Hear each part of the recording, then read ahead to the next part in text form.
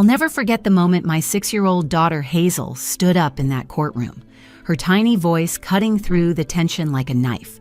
The judge had just asked her a simple question about living with mommy and daddy, and everyone expected another rehearsed answer. Instead, my little girl, wearing the pink dress with daisies that she'd picked out herself that morning, looked directly at Judge Patricia Thornwell and said something that changed everything. "Your Honor, should I tell you why Daddy really wants us? The thing he said about the money Grandma left in our names?" The entire courtroom froze. I watched Roland's face transform from smug confidence to pure panic in a matter of seconds. His expensive lawyer, Mr. Victor Ashford, started shuffling papers frantically. My own lawyer, Ms. Janet Riverside, grabbed my hand under the table, squeezing it tight. We both knew something monumental was about to happen. Roland jumped up from his chair so fast it scraped against the floor with a horrible screech. His face was red, veins bulging in his neck as he screamed at our daughter, "Shut up! Don't listen to her! She doesn't know what she's talking about!" But Judge Thornwell was already in motion. She slammed her gavel so hard the sound echoed through the courtroom like a gunshot. "Bailiff, detain him! Mr. Greystone, you will remain silent or be held in contempt of court." 2 uniformed bailiffs immediately moved toward Roland, positioning themselves on either side of him. He stood there, fists clenched, breathing hard, looking like a trapped animal. The man who'd spent 6 weeks painting me as an unfit mother who'd walked into court that morning, sure he was going to take my children away, was watching his carefully constructed plan crumble. Judge Thornwell turned back to Hazel, her voice gentle but firm. "Child, please continue. You're safe here. Tell me what you need to say." What Hazel said next didn't just save our family. It exposed a betrayal that ran deeper than I ever imagined, a calculated scheme that had been months in the making. My name is Melinda Greystone, and until that moment in the courtroom, I thought I knew who I'd been married to for 10 years. Roland wasn't just trying to divorce me. He wasn't just trying to take our children because he thought I was a bad mother. He was after something much more sinister, and he'd been planning it since the day my mother Dorothy died 3 months earlier. You see, when someone files for divorce claiming you're an unfit parent, you expect certain things. You expect custody battles. You expect lawyers. You expect accusations and character witnesses. What you don't expect is for your 6-year-old daughter to reveal that your husband has been coaching your children to lie, manipulating them with threats, all to steal their inheritance. That morning had started like any other court day in this nightmare. I'd woken up at 5, too anxious to sleep anyway, made breakfast for Hazel and my 8-year-old son Timothy, even though my stomach was in knots and I couldn't eat a bite myself. I'd braided Hazel's hair the way she liked it, with the purple ribbon she said made her feel brave. Timothy had worn his little suit, the one we'd bought for my mother's funeral, and he'd been so quiet I could barely get him to speak. Roland had arrived at court in his Mercedes, wearing a $3,000 suit, looking every inch the successful real estate developer he wanted everyone to believe he was. He'd brought character witnesses, financial statements, even a child psychologist he'd paid to testify that the children would thrive in a more structured environment.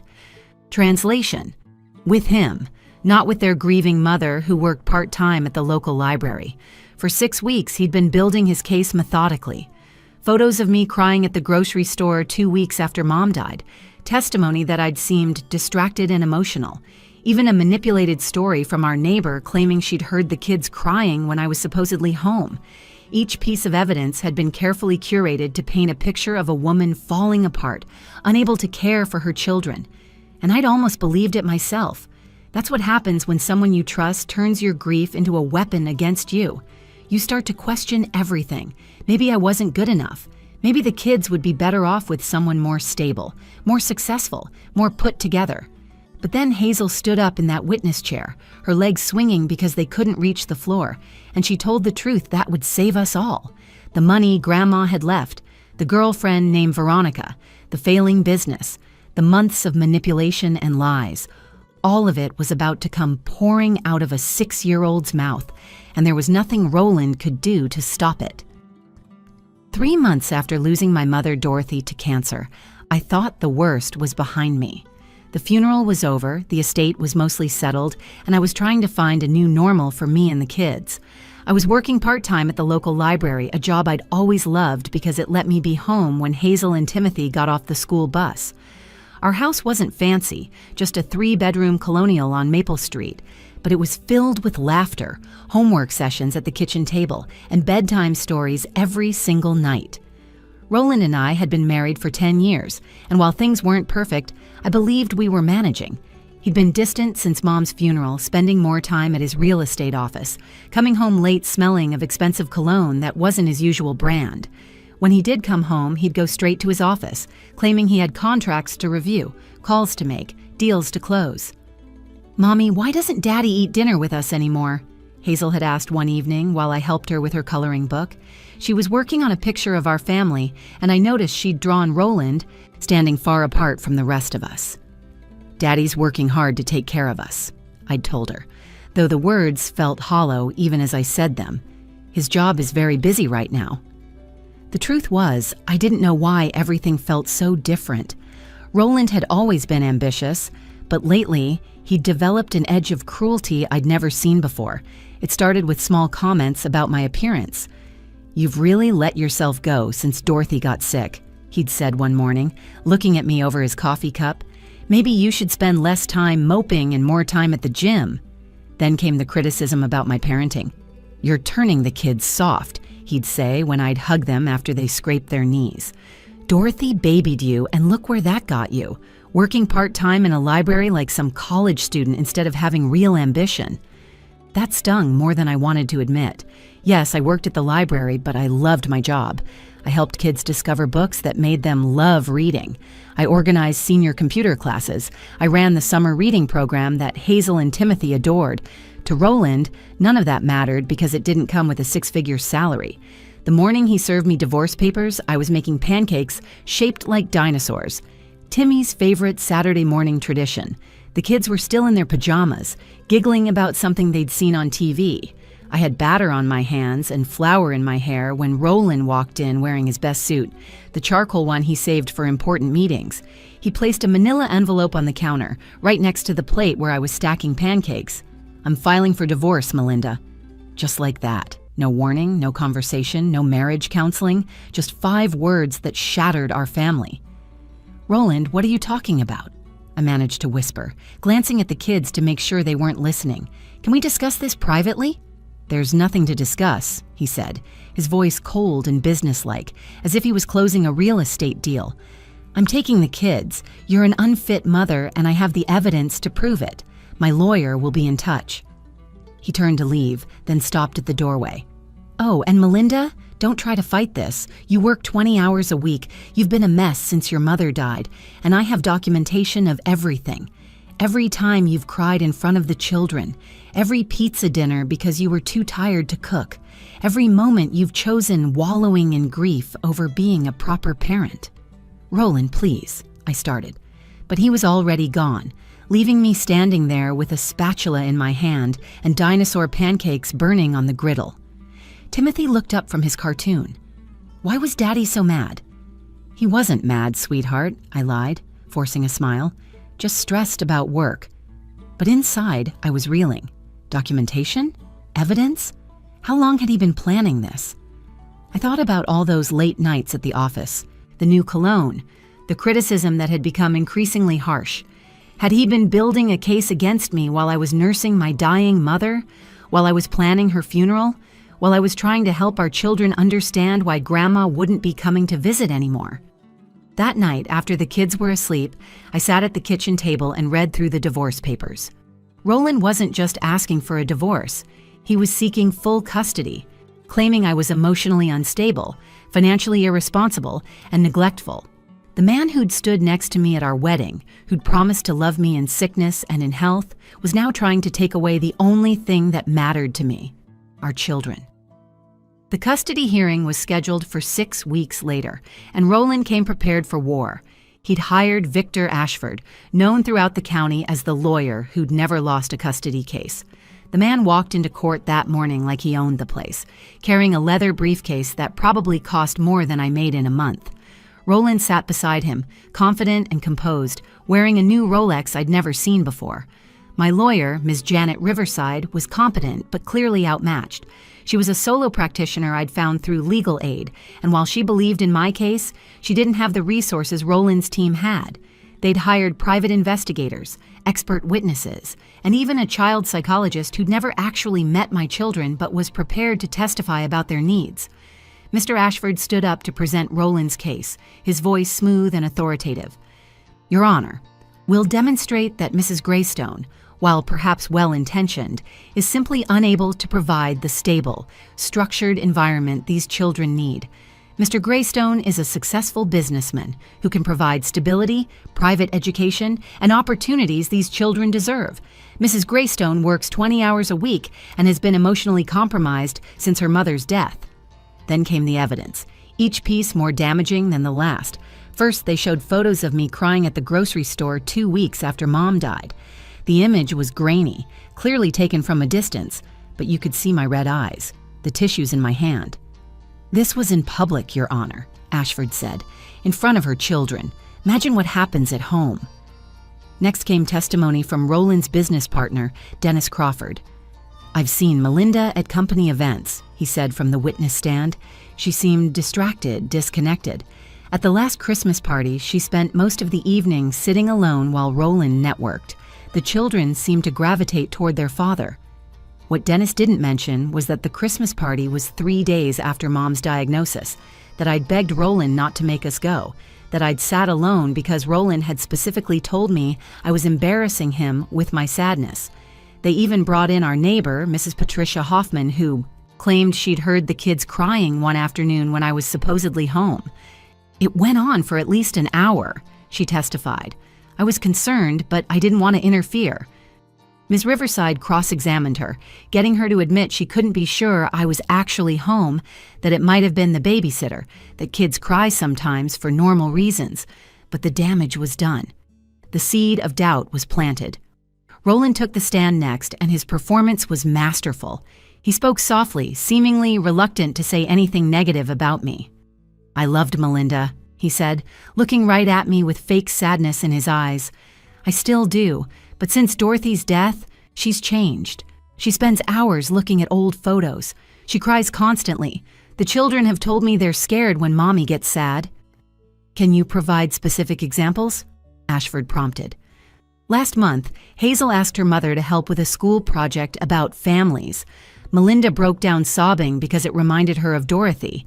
Hazel ended up doing the project alone.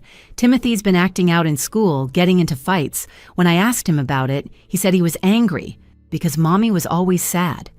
Each word was a carefully placed dagger.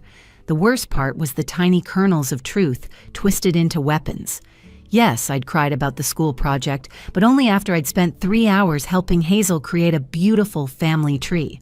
Yes, Timothy had gotten into a scuffle at school, but it was because another boy had said something cruel about not having a grandmother anymore. Roland continued his performance.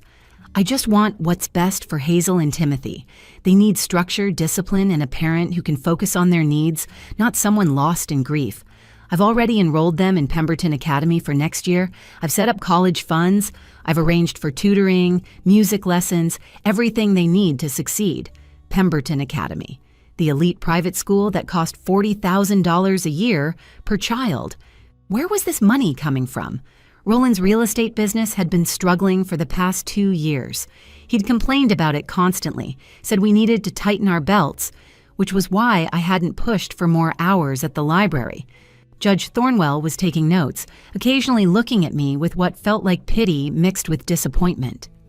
Mrs. Greystone, she said during a recess, I understand you've suffered a loss, but these children need stability. The evidence suggests they might benefit from their father's more stable environment. My world was crumbling. Every bedtime story I'd read, every scraped knee I'd kissed, every nightmare I'd chased away seemed to count for nothing against Roland's polished presentation and deep pockets. How could this be happening? How could lying be rewarded while love was dismissed as weakness? The judge had asked to speak with the children in her chambers, but Roland had insisted it happen in open court. Transparency, Your Honor. The children have nothing to hide. His confidence made me sick. The way he leaned back in his chair, so assured of victory, reminded me of the day he'd closed his first big real estate deal. That same smile, that same arrogance. Judge Thornwell agreed to question the children in open court, but insisted on a gentle approach.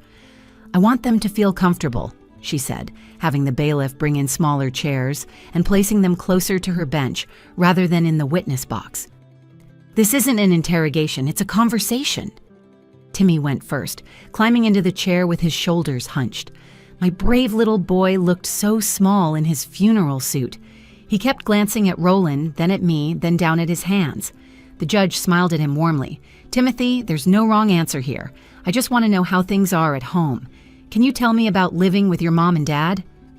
Timmy's voice came out in barely a whisper. "Dad says Mom needs help. He says we should live with him so Mom can get better." My heart shattered into 1,000 pieces. My own son coached to betray me. I wanted to scream that it wasn't true, that Roland had fed him these lines, but Ms. Riverside's hand on my arm kept me silent. "What do you think, Timothy?" Judge Thornwell asked gently. "Not what Dad says. What do you think?" Timmy squirmed in his seat. "I don't know. Sometimes Mom cries. Dad says that's bad." "Thank you, Timothy. You did great." The judge nodded to the bailiff, who helped Timmy down. He walked past me without making eye contact, and I felt my composure starting to crack. Roland reached out to pat Timmy's shoulder as he passed, the picture of a concerned father. Then it was Hazel's turn. She climbed up onto the witness chair, her legs dangling, not quite reaching the floor. She'd insisted on wearing her pink dress with daisies that morning, the one she said made her feel brave. Her purple hair ribbon, the one she'd worn to my mother's funeral, caught the light as she turned to face the judge. Judge Thornwell smiled kindly at her. "Hazel, sweetheart, can you tell me about living with Mommy and Daddy?" Hazel looked at Roland first. I saw him give her a small nod, his lips moving slightly as if reminding her of something. Then she looked at me, and I tried to give her an encouraging smile, despite the tears threatening to spill over. "Daddy said I should tell you Mommy cries too much and forgets to make lunch sometimes." Roland nodded approvingly. Mr. Ashford looked satisfied, making a note on his legal pad. Ms. Riverside's grip on my arm tightened. The court reporter's fingers flew across her keys, recording what seemed like the final nail in my coffin. But then Hazel continued, her voice growing stronger. "But that's not true, Your Honor. Mommy cries because she misses Grandma Dorothy, and that's okay because Grandma was wonderful. And Mommy never forgets lunch. She makes special sandwiches cut into stars and hearts. She puts notes in our lunch boxes every day. Yesterday mine said, 'You are my sunshine,' with a smiley face." The courtroom shifted. Roland's jaw tightened visibly. "Hazel, remember what we talked about in the car," he said, his voice carrying a warning. Judge Thornwell's expression changed immediately. "Mr. Greystone, you will not address the child while she's speaking. One more word and you'll be held in contempt." Hazel looked at the judge, then back at Roland, then at me. I saw something change in her face, a decision being made. She sat up straighter, gripped the arms of the chair, and took a deep breath. "Daddy told us to lie," she said clearly. "He made us practice in his office. He said if we didn't help him win, we'd never see Mommy again. He said Mommy was sick in the head because Grandma died, but that's not true. Mommy is sad, but she still takes care of us. She reads us stories every night. She helps with homework. She makes hot chocolate with extra marshmallows when we have bad dreams." The courtroom was completely silent. Even the court reporter had stopped typing, staring at Hazel in shock. Roland's face had gone from red to white, his hands gripping the table so hard his knuckles were white. "There's more," Hazel said, her voice smaller now but determined. "Something Daddy doesn't know I heard. Your Honor, should I tell you why Daddy really wants us? The thing he said about the money Grandma left in our names?" That's when everything exploded. Roland jumped up, his chair crashing backward, his control finally snapping. What came next would reveal the truth he'd been so desperate to hide, the real reason he'd orchestrated this entire charade. Roland exploded out of his chair with such force it toppled backward, hitting the floor with a crash that echoed through the courtroom. "Shut up! Don't listen to her! She's confused! She doesn't know what she's talking about!" His face was purple with rage, veins bulging in his neck, spit flying as he screamed at our 6-year-old daughter. Judge Thornwell's gavel came down like thunder. "Bailiff, detain him! Mr. Greystone, you will remain silent or be held in contempt of court." Her voice was sharp as steel, cutting through Roland's outburst. Two uniformed bailiffs immediately moved toward Roland, one placing a firm hand on his shoulder, forcing him back down into his seat. The other stood directly behind him, ready to act if he moved again. "Your Honor, my client is simply concerned about his daughter's confusion," Mr. Ashford started, rising from his seat, his composure cracking for the first time. "Counselor, your client just screamed at a 6-year-old child in my courtroom. Sit down." Judge Thornwell's tone left no room for argument. She turned back to Hazel, her expression softening. "Child, please continue. You're safe here. Tell me what you need to say." My brave little girl took a shaky breath, but her voice was clear. 3 weeks ago, Daddy was on the phone in his office at home. He didn't know I was playing with my dolls behind the couch. I like that spot because it's quiet and cozy. He was talking to someone named Veronica. The name hit me like a physical blow. Veronica. Who was Veronica? "That's his girlfriend, I think," Hazel continued matter-of-factly, "because I saw them kissing at his office once when he brought us there on a Saturday. He said he had to grab some papers, but then I needed to use the bathroom, and when I came back, they were kissing by his desk." The courtroom gasped collectively. Ms. Riverside's hand found mine under the table. Roland's face had gone from purple to ghostly white. Mr. Ashford was frantically whispering to him, but Roland wasn't responding, just staring at Hazel in horror. "Daddy was talking really excited on the phone," Hazel continued. "He told Veronica that Grandma Dorothy left money for me and Timmy, a lot of money. He said it was in something called a trust fund, and that if he got custody, he could control it until we turned 18. Judge Thornwell leaned forward. "Did he say how much money, sweetheart?" Hazel nodded. "He said there was almost $2 million. He kept saying $2 million over and over like he was really happy about it." $2 million. My mother had never mentioned anything about that kind of money. She'd lived modestly, saved carefully. Where had $2 million come from?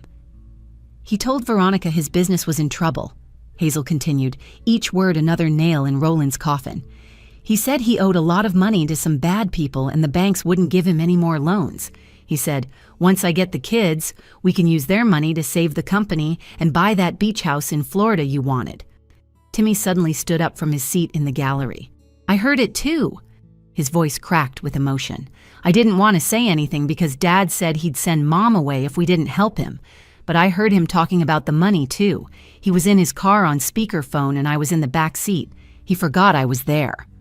"Timothy, please sit in the witness chair," Judge Thornwell instructed. Timmy practically ran to the chair, eager now to tell the truth. "Dad's been lying about everything," Timmy said, the words pouring out of him. "He made us practice what to say about Mom. He said she was crazy, but she's not. She's sad about Grandma, but she still takes care of us. She helps with homework every night. She makes dinner. Real dinner, not just pizza. Dad's the one who's never home. And when he is home, he just yells at us to be quiet so he can make phone calls." "There's more," Hazel said, her small voice cutting through the courtroom again. "Daddy told Veronica that Mommy was stupid and would never figure it out. He said judges always believe fathers who wear nice suits and have good jobs. He laughed about it, Your Honor. He laughed about taking us away from Mommy. He said once he had the money, he could divorce Mommy and throw her out like trash. Those were his exact words. Throw her out like trash." Judge Thornwell turned to Roland with fire in her eyes. "Mr. Greystone, is there a trust fund established by Dorothy Pemberton for these children?" Roland's lawyer scrambled through his papers, his composure completely shattered. "Your Honor, we weren't aware of any trust fund. This is the first we're hearing of this." "I asked Mr. Greystone, counselor, not you." Roland's voice was barely a whisper, all his arrogance gone. "Yes. And you concealed this from the court? You attempted to gain custody to access funds meant for your children's future? You coached these children to lie about their mother? You've been having an affair while painting your wife as an unfit parent?"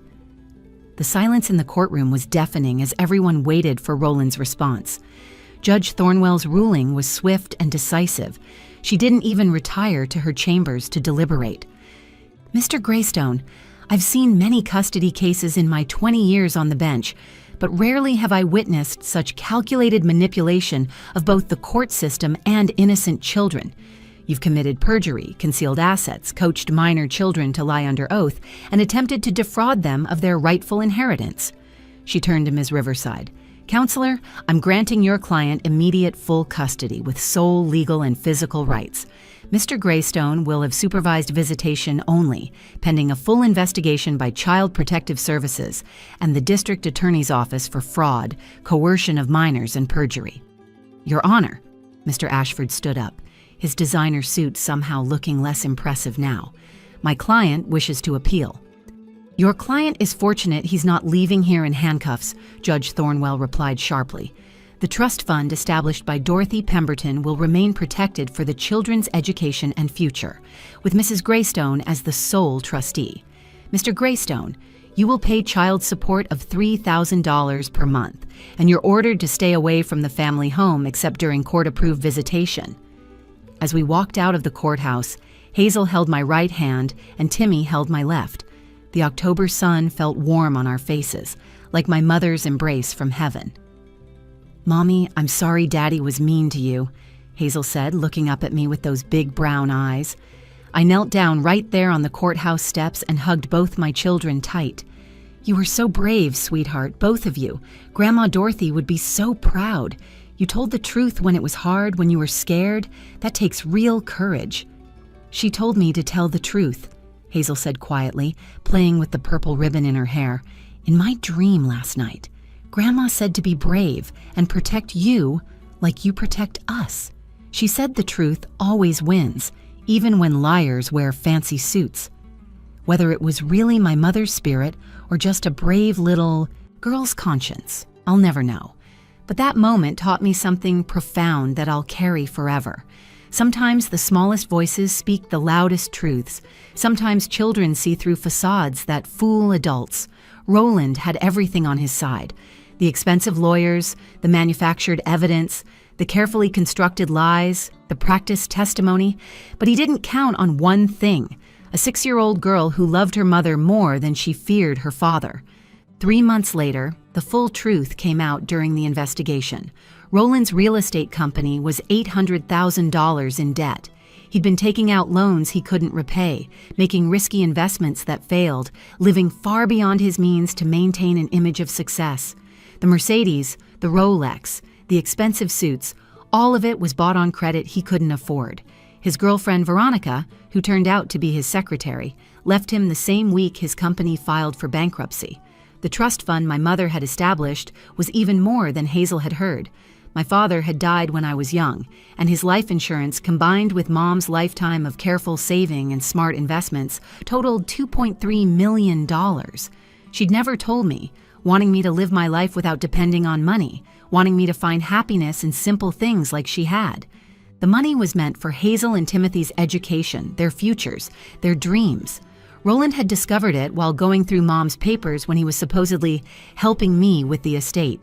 He sends child support now, court-ordered and automatically deducted from his wages at the car dealership where he works. The kids see him one weekend a month at a supervised facility downtown. Slowly, they're learning to forgive him, not for his sake, but for theirs. I don't want them carrying anger in their hearts. My mother always said hatred is a poison you drink hoping others will suffer. As for me, I went back to school to become a full-time librarian. The library board created a position for me, having heard about our story. Every night, I tuck my children into bed, read them stories, and thank God for their courage. The trust fund sits safely in the bank, waiting for college and dreams my mother wanted to make possible. Hazel wants to be a judge now. Like Judge Thornwell, she says, someone who listens to kids and protects families. Timmy wants to be a teacher, to help kids who are going through hard times. Hazel asked me recently if lying is always bad. I told her yes, lying is wrong, but telling the truth, especially when it's hard, especially when powerful people don't want to hear it, that's the bravest thing anyone can do.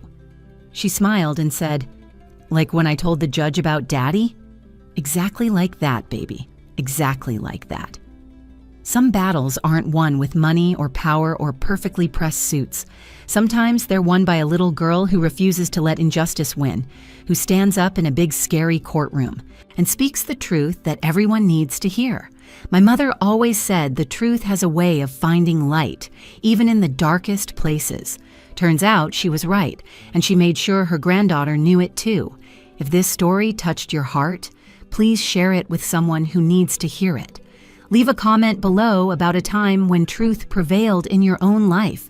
And don't forget to subscribe to our channel for more powerful real-life stories that remind us all that courage comes in all sizes.